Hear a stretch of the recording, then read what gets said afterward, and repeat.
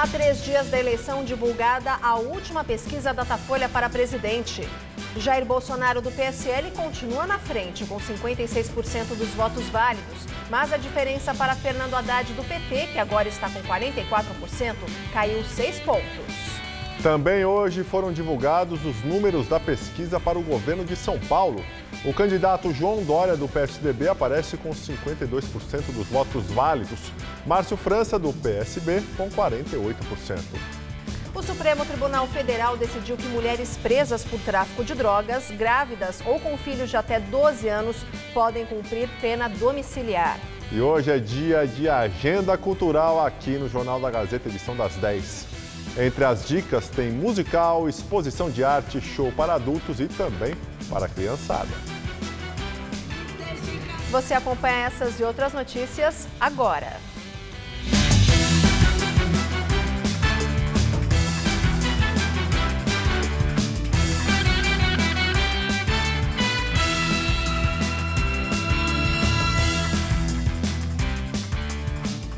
Olá, boa noite. Boa noite. Todas as mulheres presas por tráfico de drogas que estão grávidas ou que têm filhos de até 12 anos vão poder cumprir prisão domiciliar.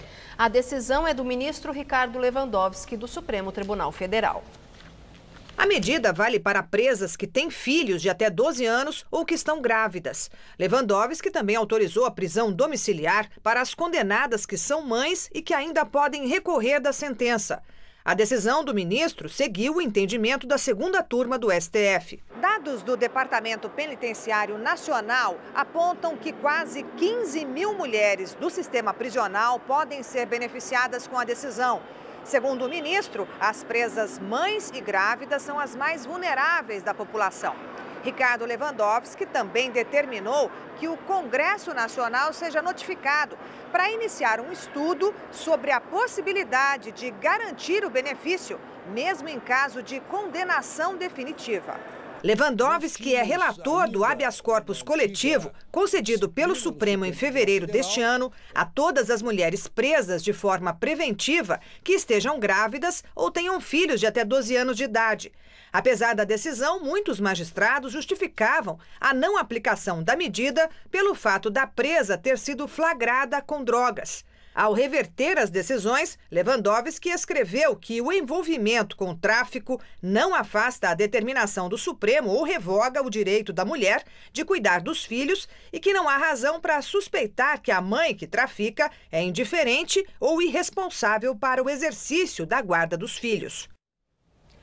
Na disputa pela presidência, um novo Datafolha mostra que a diferença entre os candidatos Bolsonaro e Haddad caiu de 18 para 12 pontos em uma semana. A margem de erro do levantamento é de 2 pontos. Vamos aos números. Nos votos válidos, onde são excluídos votos brancos e nulos, o resultado ficou assim. Na semana passada, Jair Bolsonaro, do PSL, tinha 59% e agora caiu 3 pontos e tem 56%. Fernando Haddad, do PT, tinha 41% e hoje subiu 3 pontos, agora aparece com 44%. Nos votos totais, na semana passada, Bolsonaro tinha 50% e agora caiu 2 pontos e tem 48%. Haddad aparecia com 35% e agora subiu 3% e registrou 38%. Branco e nulo eram 10% e agora 8%. Não sabem ou não responderam eram 5% e no novo levantamento são 6%. O Datafolha também analisou a rejeição dos candidatos. Na semana passada disseram que não votariam de jeito nenhum em Bolsonaro, 41%, agora 44%. Em Fernando Haddad eram 54% e hoje 52%. Jair Bolsonaro, do PSL, fez campanha nas redes sociais e pediu empenho dos aliados para esta reta final de campanha. O primeiro compromisso do candidato foi em sua residência na Barra da Tijuca, Rio de Janeiro. O presidenciável recebeu a visita de integrantes do grupo Mulheres com Bolsonaro. Depois ele saiu para gravar últimas imagens para o horário eleitoral e material para a internet. No fim da tarde, numa rápida coletiva de imprensa, Bolsonaro criticou o Acordo de Paris, mas afirmou que, se eleito, não vai retirar o Brasil do Pacto sobre Mudanças Climáticas. O presidenciável falou ainda que não quer guerra com a Venezuela ou com outro país e que vai buscar a ONU para tratar da questão dos refugiados venezuelanos. Realmente, a Roraima não suporta a quantidade de venezuelanos que tem entrado lá. E o governo não pode dar as costas para a Venezuela ou apenas pagar a missão para o Exército, como vem fazendo no momento, solucionar o problema. Durante uma transmissão ao vivo pela internet, Bolsonaro criticou o racha do seu partido aqui em São Paulo. A direção nacional do PSL declarou neutralidade na disputa paulista. No entanto, uma ala liderada pelo senador eleito Major Olímpio apoia o governador e candidato à reeleição Márcio França, do PSB. Outra ala, liderada pela deputada federal eleita Joyce Hasselmann, faz campanha ao lado de João Dória, do PSDB. Segundo Bolsonaro, o esforço para candidatos a governos estaduais está deixando de lado a campanha dele ao Palácio do Planalto. A gente apela para os deputados, senadores, que se preocupe não com as campanhas para governador do seu estado. Eu estou vendo São Paulo, uma briga em São Paulo. Em vez de brigar pelo meu voto para mim, fica um apoiando um candidato apoiando o outro.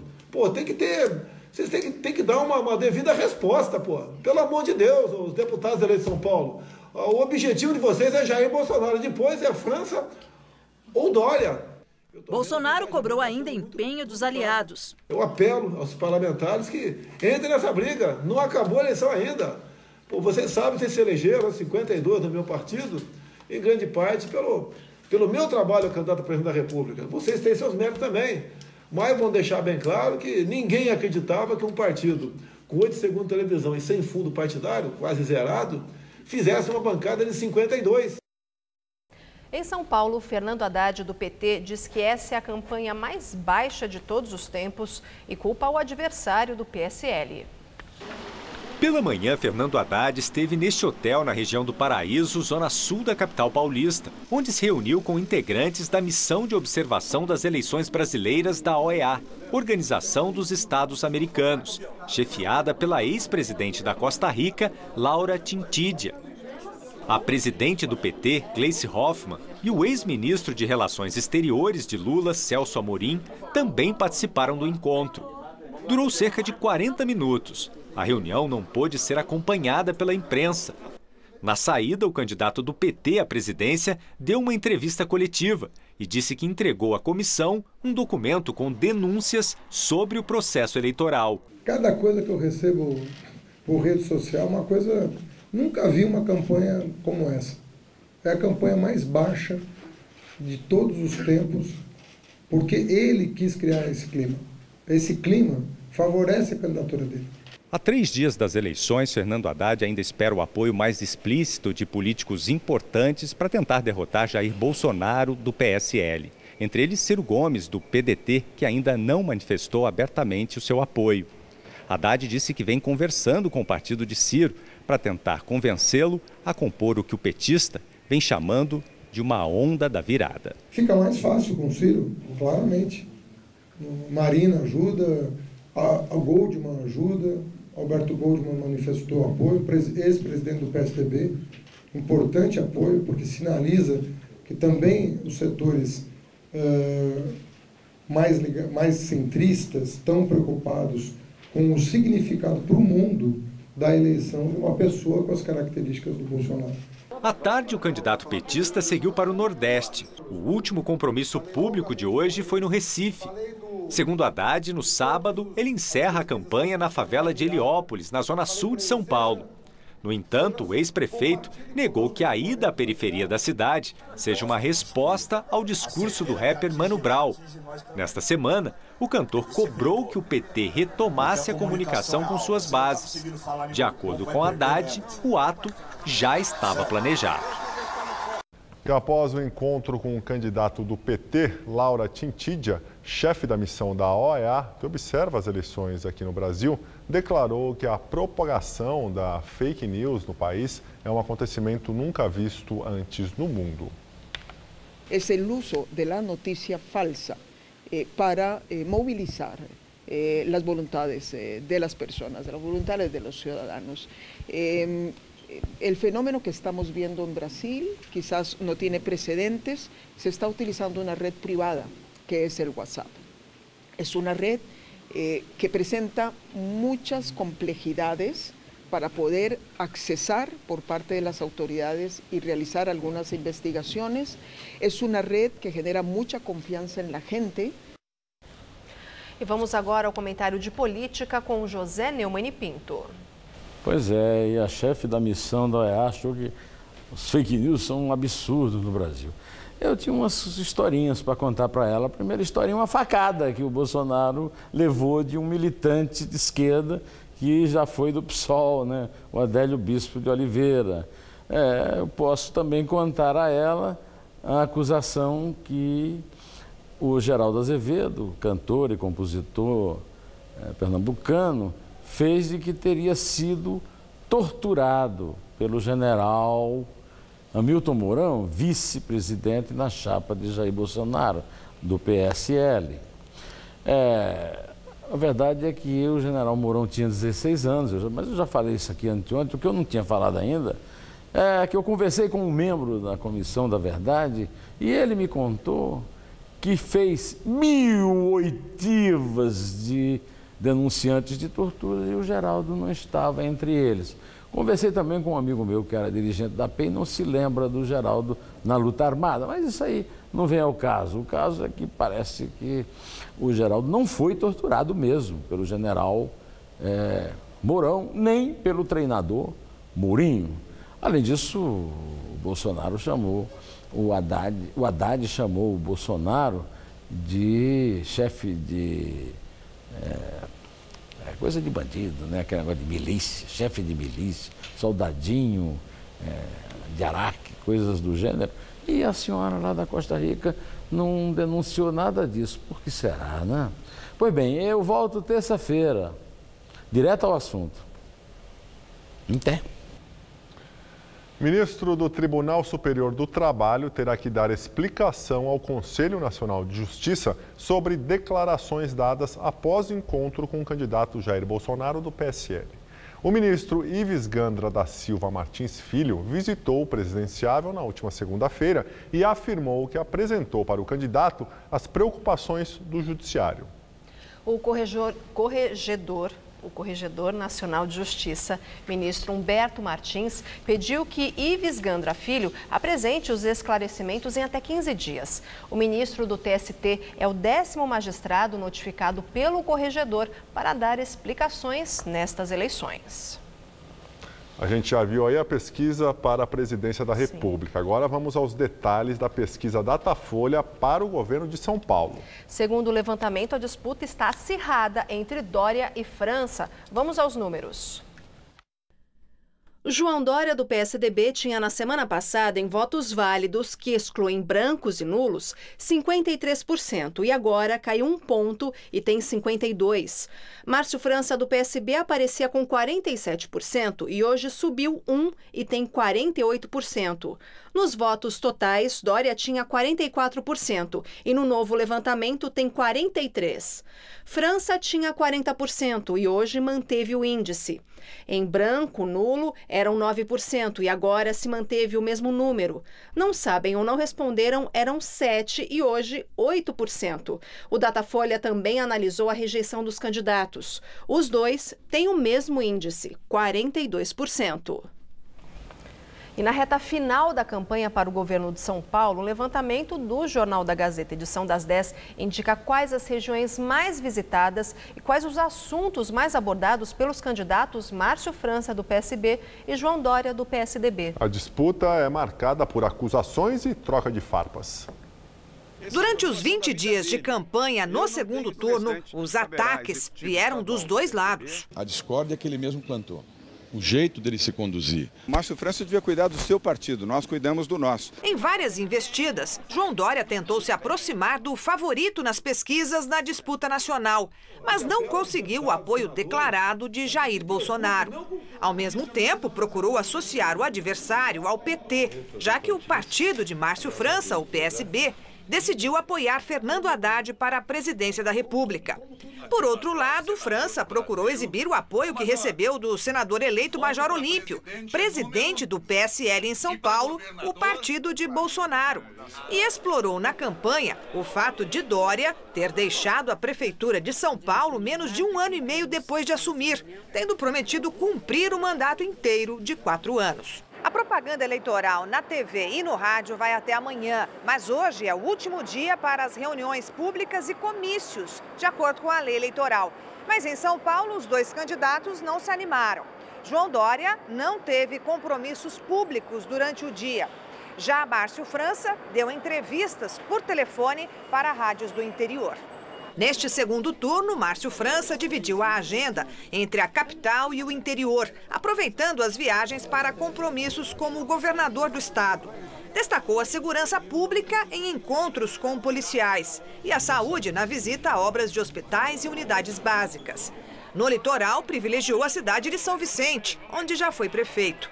O candidato do PSDB focou a campanha de segundo turno na capital e Grande São Paulo. Buscou visitar lugares para os quais garantiu benefícios quando prefeito, como creches. A Procuradora-Geral da República, Raquel Dodge, vai pedir a extradição do coronel da Reserva do Exército, Antônio Carlos Alves Correia, que aparece em vídeo ofendendo a presidente do Tribunal Superior Eleitoral, ministra Rosa Weber. Ele está em Portugal. No vídeo, ele ameaça a ministra caso sejam aceitas as ações contra Jair Bolsonaro do PSL por Caixa 2 e abuso de poder econômico. A PGR solicitou a abertura de inquérito policial para apuração dos crimes de calúnia, difamação, injúria e ameaça, entre outros. Morreu hoje em Minas Gerais o empresário Jerônimo da Silva Leal Júnior. Ele era o dono da empresa de segurança envolvida num tiroteio entre os policiais de São Paulo e Minas Gerais durante uma negociação ilícita. Jerônimo da Silva Leal Júnior, de 42 anos, morreu na manhã de hoje. Ele havia sido baleado e estava internado sob escolta policial depois de ser indiciado pelo homicídio da outra vítima no tiroteio, um policial civil de Minas Gerais chamado Rodrigo Francisco. Jerônimo era dono de uma empresa do ramo de segurança e tinha sido contratado para fornecer escolta armada de 9 policiais de São Paulo a outro empresário envolvido no esquema, Flávio de Souza Guimarães. Flávio viajou para Juiz de Fora na companhia dos policiais de São Paulo, com o objetivo de efetuar uma negociação ilícita com um terceiro empresário, o doleiro Antônio Vilela, de 66 anos, dono dos 14 milhões de reais, a maioria em notas falsas, apreendidos pela polícia. A investigação agora está com a Corregedoria da Polícia Civil de Minas Gerais. 4 policiais civis aqui de São Paulo, 2 delegados e 2 investigadores vão responder por lavagem de dinheiro. Eles tiveram a prisão preventiva decretada e já foram transferidos para um presídio em Contagem, na região metropolitana de Belo Horizonte. O assassinato do jornalista Vladimir Herzog pelas forças de repressão da ditadura militar no Brasil foi lembrado mais uma vez hoje, durante a entrega da 40ª edição do Prêmio de Anistia e Direitos Humanos, que leva o nome dele. Mais de 600 jornalistas de várias partes do país concorreram em 6 categorias nesta edição, que é a de número 40. O Prêmio Vladimir Herzog de Imprensa tem o objetivo de estimular jornalistas, fotógrafos e artistas do traço a tratarem do tema da anistia e dos direitos humanos, denunciando violações. A primeira edição do prêmio, em 1979, em plena ditadura militar, estimulou a luta pela democracia e a mobilização pela eleição direta para presidente da República, que só iria ocorrer 10 anos mais tarde, em 1989. Essa premiação valoriza a essência do trabalho jornalístico, que é olhar a sociedade e denunciar violações que possam estar acontecendo contra essa sociedade, né? Por isso que é um prêmio de jornalismo e de direitos humanos. A gente vive um momento muito particular, né, que é essa distensão que a gente está tendo. O autoritarismo vai inclusive contra a liberdade de imprensa, né? Nós vamos agora para o intervalo e já nós voltamos com as dicas para você programar o fim de semana na cidade de São Paulo. Neste domingo, o debate rola solto no Mesa Redonda. Lance a lance. Todas as emoções e polêmicas da luta pela liderança no Brasileirão. E o desempenho de Grêmio e Palmeiras na Libertadores. Mesa Redonda, neste domingo, 21h. Dor de ouvido, incômodo no nariz ou garganta são situações que atrapalham seu dia a dia. Aqui no Hospital Paulista, você conta com estrutura completa para tratar as dores mais comuns até as cirurgias complexas em otorrinolaringologia. Especialista em todas as consultas, pronto-socorro 24 horas, centro cirúrgico e UTI modernos, além de atendimento humanizado. Hospital Paulista, especialista em ouvido, nariz e garganta. Dr. Brasil Podemos Neto, diretor técnico médico, CRM/SP 70149. Quando foi prefeito, Haddad foi rejeitado. Não se reelegeu e agora é investigado por corrupção, lavagem de dinheiro e formação de quadrilha. Enquanto o povo de São Paulo sofria com a falta de moradia, Haddad e Dilma gastaram 30 milhões de reais para comprar um terreno e repassar ao MTST. E não é à toa que eles apoiam o Haddad. O PT só governa para os amigos. Se o Haddad não conseguiu governar São Paulo, você acha que ele dá conta do Brasil? Haddad é PT. E o PT, o Brasil não quer mais.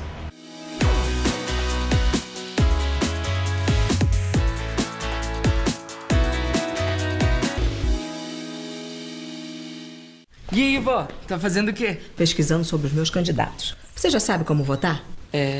Ainda não. Então eu vou te ensinar agora. A votação vai ser das 8 às 17 horas. Você vai precisar levar um documento oficial com foto e o título de eleitor. Quem tem biometria pode levar só o e-título no celular. Pode deixar. Valeu, vó. Peraí, como eu faço uma live para as minhas amigas aqui? Justiça Eleitoral. No dia 28 de outubro, vote 45 para acelerar e defender São Paulo. E vote Bolsonaro 17 para acelerar o Brasil. Eu sou Bolsonaro para presidente e Dória para governador. Eu sou Bolsonaro. Bolsonaro. Bolsonaro.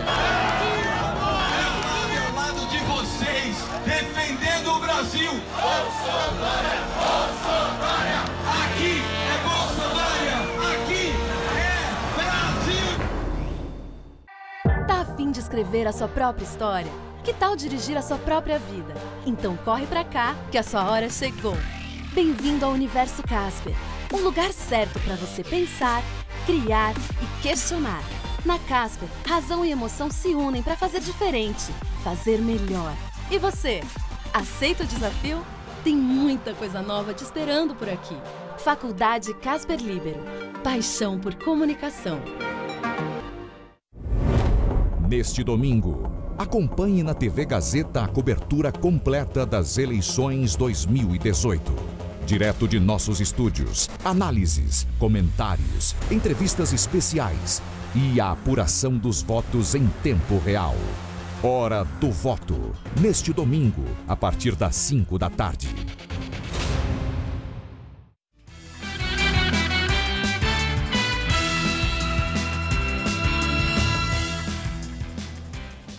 Voltamos com os destaques internacionais. Nos Estados Unidos, a polícia interceptou hoje mais 2 pacotes, provavelmente com explosivos, enviados pelo correio. Até agora, 10 pacotes foram interceptados. Um pacote foi enviado ao ator Robert De Niro, em Nova York. Outros 2 envelopes endereçados ao ex-vice-presidente Joe Biden foram achados em postos do correio no estado de Delaware, onde ele mora. Segundo o FBI, os novos pacotes são parecidos com os que foram interceptados nos últimos dias. Desde segunda-feira, pacotes com dispositivos que parecem ser explosivos foram enviados a vários democratas nos Estados Unidos, entre eles o ex-presidente Barack Obama e a ex-secretária de Estado Hillary Clinton. Por enquanto, ninguém assumiu a responsabilidade pelos artefatos e ninguém foi detido. Os destinatários têm em comum o fato de serem de oposição ao governo Trump e muitos já foram atacados pelo presidente.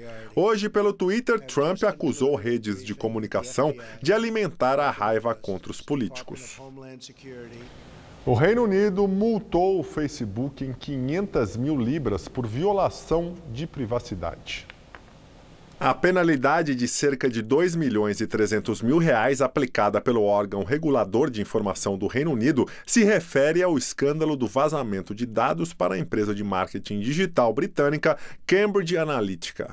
Meios de comunicação britânicos revelaram o uso ilegal das informações, inclusive em eleições, como a disputa presidencial dos Estados Unidos em 2016. O Facebook violou o direito à proteção de dados de seus usuários e falhou também por não ter garantias suficientes de como tais informações seriam usadas. Segundo as autoridades, mesmo depois do Facebook tomar ciência do problema em 2015, a empresa não agiu adequadamente para diminuir os efeitos desse roubo em massa. Bem, voltando aqui para São Paulo, como previsto, a quinta-feira foi mais um dia de chuvas e temperaturas amenas. Agora, aqui na região da Avenida Paulista, faz 20 graus. E será que o tempo fica assim até o fim de semana? Fim de semana de eleição? Quem responde para a gente é Mariana Armentano. Não esperem um fim de semana de sol e calor, não. A temperatura sobe nesses próximos dias, mas depois esfria de novo. Olha só, nessa madrugada teremos mínima de 18 e máxima amanhã de 24 graus com chuvas a partir da tarde. Aí no sábado a máxima vai aos 26, mas já volta a chover a qualquer hora. E no domingo, apesar da nebulosidade, não chove, mas esfria. A máxima cai para 21 graus aqui na capital. E o domingo promete ser um dia de grande apreensão por causa das eleições. É verdade, Gabriel, mas também dá para relaxar e aproveitar o final de semana. E como é de costume, às quintas-feiras, nós separamos dicas do que está rolando na cidade para você se programar. Eu sou mulher do fim do mundo, eu vou. A voz e história únicas da cantora Elza Soares, de 88 anos, são retratadas no musical Elza, em cartaz até novembro no Sesc Pinheiros. São 40 canções interpretadas por 7 atrizes que protagonizam a trajetória de vida da cantora de uma maneira não linear, mas temática. No Teatro Paulo Altran, dentro do Sesc, de quinta a domingo, ingressos a R$ 50. Eu vou cantar e deixem cantar até o fim. O pintor italiano Rafael de Sanzio Urbino, ou apenas Rafael, é um dos grandes nomes da história da pintura. Durante o século XVI, ao lado de Leonardo da Vinci e Michelangelo, o jovem artista formava a tríade que produziu as obras mais belas e matematicamente perfeitas do período renascentista. E a Fiesp, antecipando os 500 anos da morte do pintor, preparou uma mostra gratuita com obras nunca expostas no Brasil, em cartaz até dezembro.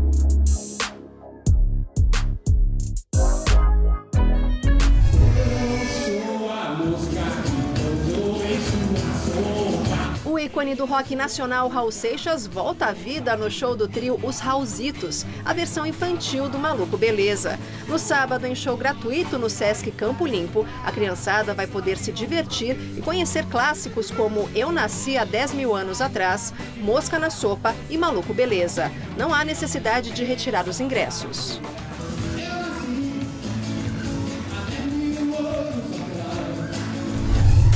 A vida mais clara e farta. E nos dias 26 e 27 de outubro, o veterano Lulu Santos se apresenta no Tom Brasil. Na turnê Canta Lulu, ele promete animar o público com grandes sucessos como Toda Forma de Amor e Tempos Modernos, além do novo trabalho chamado Baby Baby, que inclui releituras de músicas de Rita Lee, como Nem Luxo, Nem Lixo. Os ingressos custam de R$ 120 a R$ 280. Hoje o tempo voa, amor, escorre pelas mãos, mesmo sem se sentir. E nós ficamos por aqui. Lembrando que a edição de hoje pode ser vista no site do Jornal da Gazeta. Uma ótima noite para você e até amanhã. Até amanhã, Gabriel. Até amanhã, Luciana. Muito obrigado pela companhia. Tenha uma excelente noite. E assista agora o programa Todo Seu, com Rony Fon. Até amanhã.